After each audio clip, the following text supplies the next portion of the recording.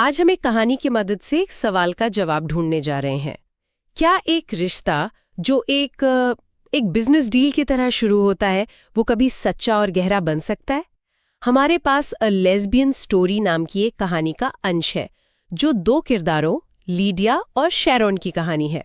और ये हमें रिश्तों की उन परतों में ले जाती है जहां पैसा, पावर और जुनून सब आपस में उलझे हुए हैं। और ये कहानी कमाल की इसलिए है क्योंकि ये बहुत ही बेबाक है। इसमें जो शारीरिक नज़दीकियों का जिक्र है वो सिर्फ सनसनी पैदा करने के लिए नहीं है, बल्कि लेखक ने इसका इस्तेमाल किया है ये दिखाने के लिए कि कैसे दो लोगों के बीच ताकत का खेल बदलता है, कैसे यादें एक रिश्ते को जिंदा रखती हैं और कैसे एक सौदा धीरे धीरे एक गहरे जुड़ाव में बदल जाता है। ये एक तरह से मास्टर क्लास है कि कैसे फिजिकल इंटीमेसी का इस्तेमाल एक गहरी इमोशनल कहानी सुनाने के लिए किया जा सकता है। तो चलिए इस कहानी की शुरुआत से शुरू करते हैं। इसकी नींव कैसे पड़ी? सब कुछ एक बार में शुरू होता है। लीडिया, जो एक वेट्रेस है, उसका दिन बहुत ही खराब गुजर रहा है। और वहीं शारून है, एक अमीर, शादीशुदा और बाइसेक्सुअल महिला जो अपने काम से परेशान है। और फिर एक छोटा सा हादसा होता है, लीडिया से विस्की छलक जाती है। हाँ, और किसी भी आम दिन शायद लीडिया को डांट पड़ती, लेकिन उस पल कुछ अलग होता है। शैरोन नाराज होने के बजाय लीडिया में अपनी जवानी की एक झलक देखती है और मुस्कुरा देती है। और उसी रात बिना किसी लाग लपेट के वो एक बिजनेस प्रपोजल रखती है। अच्छा? उसके शब्द हैं, लड़की मैं तुम्हारे साथ सोना चाहती हूँ। इसमें कोई रोमांस नहीं, कोई फ्लर्टिंग नहीं, बस एक सीधी सपाट पेशकश। ये तो बहुत अजीब शुरुआत है। कोई सीधा आके ऐसे कैसे कह सकता है? आज के ज़माने में तो ये बहुत अजीब लगेगा। क्या कहानी बताती है कि लीडिया ने इस बारे में क्या सोचा? उसे ये अपमानजनक नहीं लगा? ये एक बेहतरीन सवाल है। कहानी बताती है कि लीडिया ने कभी शुगर मॉमी नहीं चाही थी। और यहाँ पर यह समझना जरूरी है कि शुगर मॉमी डायनामिक क्या होता है। सही। एक ऐसा रिश्ता जहां एक अमीर, उम्र में बड़ा पार्टनर अपने छोटे पार्टनर को आर्थिक रूप से सपोर्ट करता है। सही। लीडिया को इसकी चाह नहीं थी, लेकिन कहानी में एक लाइन है जो सब कुछ कह देती है। जब जिंदगी ने उसे एक दी तो उसने खुशी से उसे अपना लिया। शायद वो अपनी जिंदगी की मुश्किलों से इतनी थक चुकी थी कि उसे ये एक आसान रास्ता लगा। तो उस वक्त ये रिश्ता पूरी तरह से लेन देन का था। एक को पैसा और सुरक्षा चाहिए, दूसरे को साथ। तो उस पॉइंट पर यह सिर्फ एक डील है, इसमें कोई इमोशन नहीं है। पर कहानी यहाँ खत्म नहीं होती। अब 2 महीने आगे चलते हैं। कहानी असल में यहाँ से शुरू होती है जहाँ लीडिया बेसब्री से शैरोन का इंतजार कर रही है। और ये इंतजार ये किसी बिजनेस पार्टनर का इंतजार नहीं लगता। बिल्कुल नहीं। यहीं से हमें पता चलता है कि वो शुरुआती डील अब कहीं पीछे छूट गई है। 2 महीने की जुदाई ने लीडिया को पूरी तरह बदल दिया है। वो अकेली है और शारीरिक रूप से खुद को संतुष्ट करने की कोशिश कर रही है, लेकिन उसकी कल्पना पर सिर्फ और सिर्फ शैरोन हावी है। हाँ। उसकी आंखें कुछ और देख रही हैं, पर उसका दिमाग सिर्फ शैरोन को महसूस कर रहा है। कहानी में एक बहुत ही पावरफुल लाइन है। वो सोचती है कि शैरन के अलावा कोई भी उसके शरीर को इतनी अच्छी तरह से नहीं जानता जैसे शैरन ने ही उसे बनाया हो। वो शैरन को अपने शरीर का रचयिता कहती है। ये शब्द बहुत वजनदार है। ये सिर्फ सेक्स के बारे में नहीं है। सही पकड़ा। रचयिता शब्द का इस्तेमाल दिखाता है कि ये रिश्ता अब शारीरिक इच्छा से बहुत आगे निकलकर लगभग आध्यात्मिक हो चुका है। ये एक तरह की भक्ति है। लीडिया के लिए शैरन ने सिर्फ उसके शरीर को नहीं, बल्कि उसकी पहचान को, उसकी खुशी को एक नया रूप दिया है। कहानी ये भी बताती है कि लीडिया के पिछले अनुभव कभी इतने संतोषजनक नहीं रहे हैं। शैरन ने उससे कुछ ऐसा महसूस कराया है जो पहले कभी नहीं हुआ। इसलिए ये सिर्फ एक लेन देन नहीं रह गया है, ये एक जरूरत बन गया है, एक भावनात्मक जरूरत। और फिर इंतजार खत्म होता है। शैरन आ जाती है और उनके मिलने का जो सीन है वो किसी धमाके जैसा है। 2 महीने की तड़प मानो एक साथ बाहर निकलती है। हाँ। कपड़ों के बटन टूट जाते हैं, वो एक दूसरे में खो जाते हैं। कहानी में एक जबरदस्त उपमा का इस्तेमाल हुआ है। वे एक दूसरे की मौजूदगी को ऐसे गटक रहे थे जैसे कोई मैराथन धावक दौड़ के बाद पानी पीता है। ये उपमा पूरी तरह से उस प्यास को दिखाती है जो हमने पहले सीन में महसूस की थी। ये उस लंबे इंतजार का नतीजा है। और यहाँ एक और दिलचस्प बात होती है। शैरन अपने साथ तोहफे लेकर आती है जो उनके शुगर मम्मी वाले रिश्ते की याद दिलाता है। अच्छा। लेकिन कहानी साफ करती है कि उन तोहफों की कोई अहमियत नहीं है। उनके लिए असली इनाम एक दूसरे का साथ है। वो तोहफे बस एक औपचारिकता हैं जो शायद उस पुरानी डील की एक हल्की सी गूंज है। असली रिश्ता अब उन चीजों से बहुत बड़ा हो चुका है।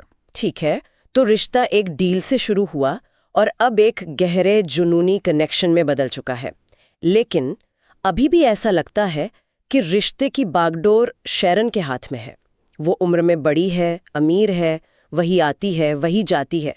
लेकिन कहानी का अगला हिस्सा इस समीकरण को पूरी तरह से पलट देता है। हाँ, और ये एक बहुत ही जरूरी मोड़ है। कहानी हमें एक शानदार रेस्टोरेंट में ले जाती है।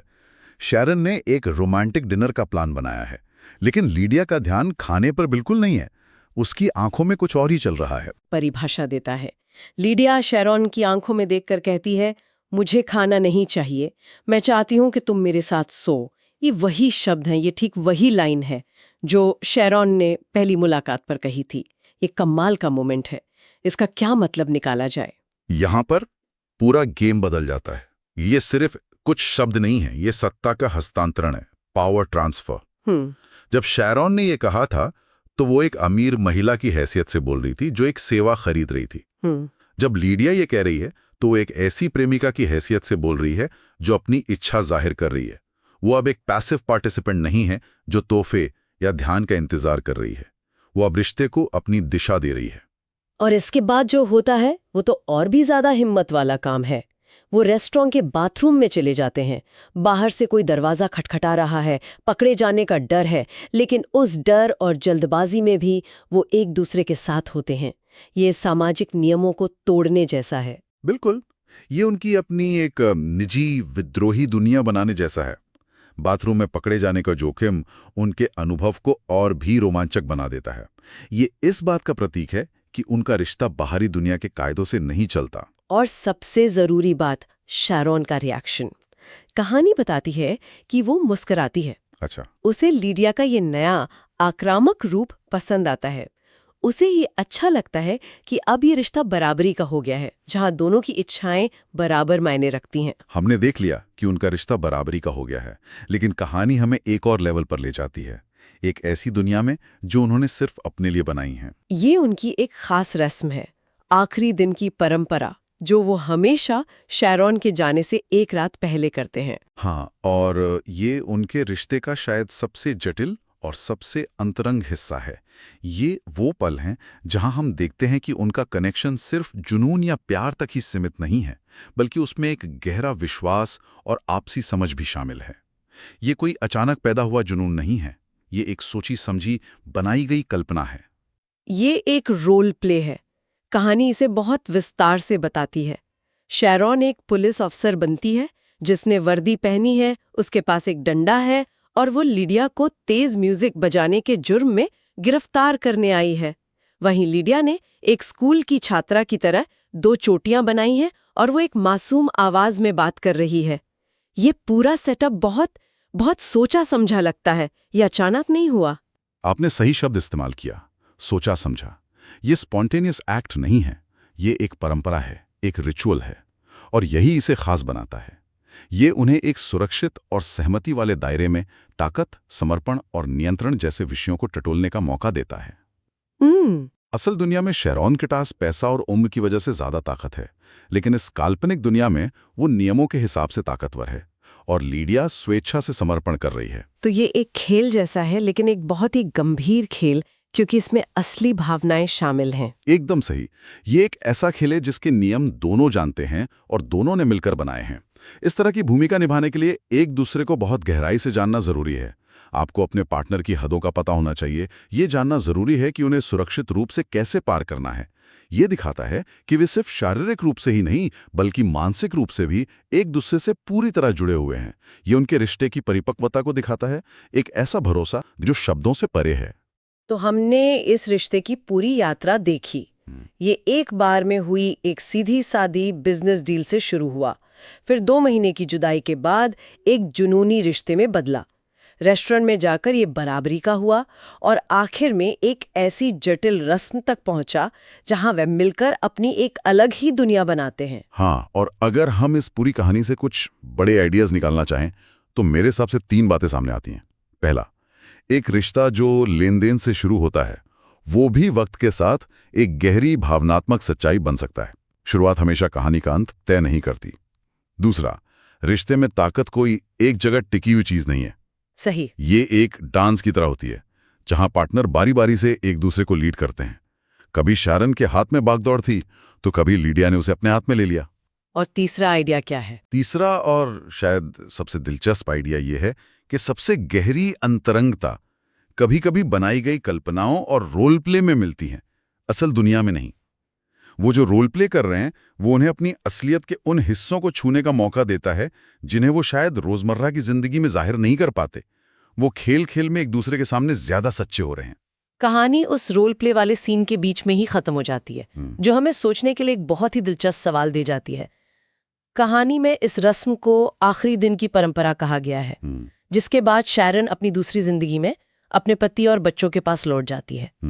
तो सोचने वाली बात यह है कि क्या ये विस्तृत कल्पनाएं उनके सीमित समय को और यादगार बनाने का एक तरीका है, या फिर ये उस कड़वी सच्चाई से भागने का एक जरिया है कि उनका रिश्ता सिर्फ इन्हीं चुराए हुए पलों में, होटल के कमरों और छिपी हुई जगहों पर ही जी सकता है।